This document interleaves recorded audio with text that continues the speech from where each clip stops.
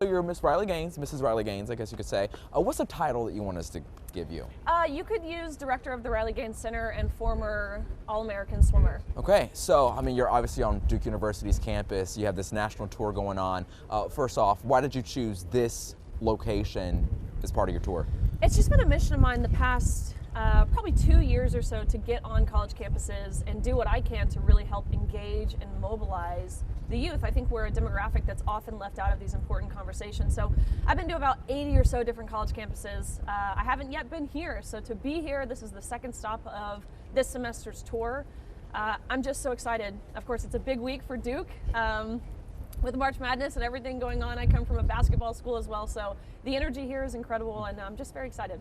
Of course, your presence was met with a bit of backlash of some people who maybe are against what you stand for, yet you're still here. What would you like to say for those who are maybe opposed to, you know, your mission?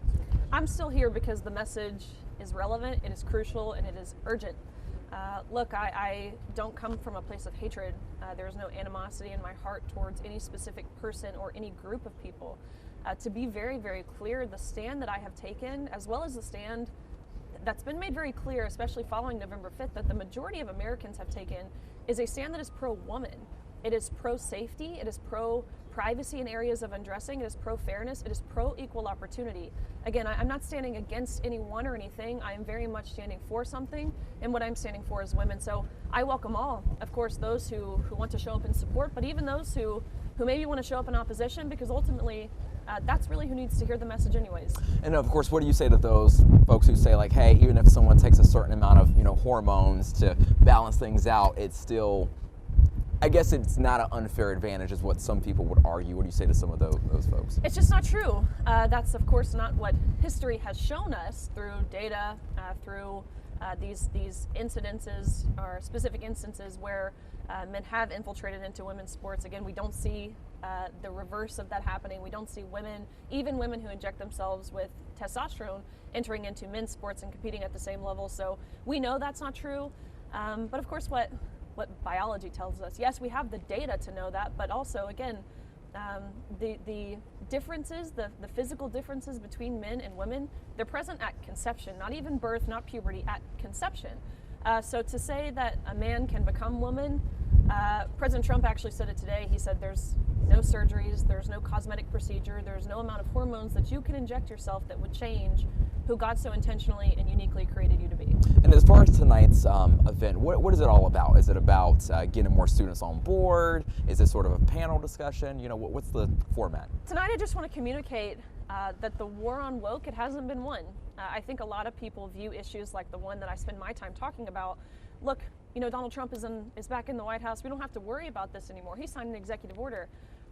I'm here to send the forceful message that, look, even with a leader who has taken decisive action, swift action, in doing his part to help prevent some of the harm that's being done to women at a national level, it very much is still happening. There is still a war on woke, specifically a war on women, and it's up to all of us. No identity factor matters. Man, woman, old, young, white, black, gay, straight, it doesn't matter. It's up to all of us as humans to help push back and, again, defend women and defend women's rights. Some trans folks, some trans athletes may argue, with what we see on the federal and state level, this is sort of like an erasure. They're saying that their existence doesn't matter.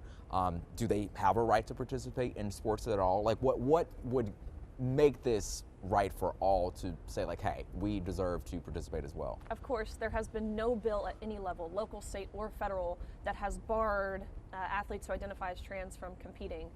Of course not. That would, again, be discrimination, but that's not what we're seeing.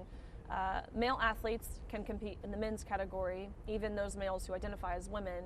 Female athletes, even those who identify as men, can compete in the women's category, so long as, of course, there's no, specifically in regards to women, taking of performance-enhancing drugs, as that's pretty regulated. But again, no one is being barred from playing sports. I am the biggest proponent for everyone playing sports. Sports is what has given me the skill set that I have to be able to stand firm in the way that I have the past few years, no one should be denied that. I think every single person should play sports. Just have a few more questions because I know the event's getting started in a bit. Fine.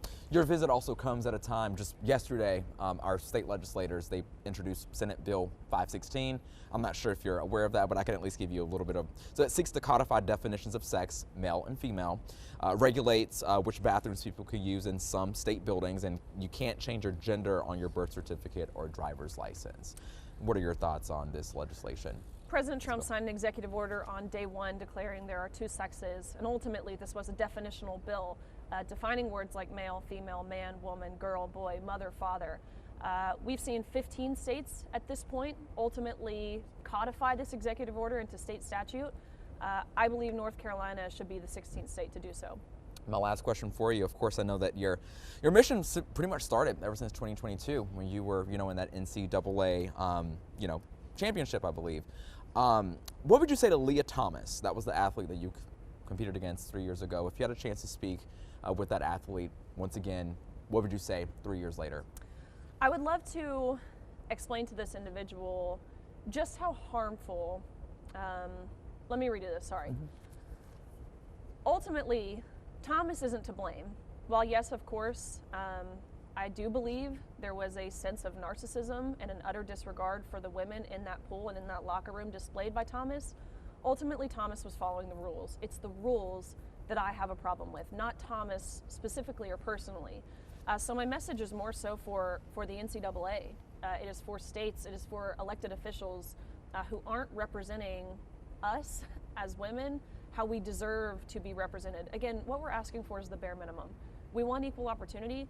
We want privacy, we want safety. When you say it like that, I mean, who could describe that as transphobic or any of the things that you're often labeled for taking that stand? Again, it is a stand that is very much rooted in reality, and again, it's rooted in fighting for women. Anything else you'd like to add? No, I'm very excited to be here, so thank you. Thank you. Yeah, of course.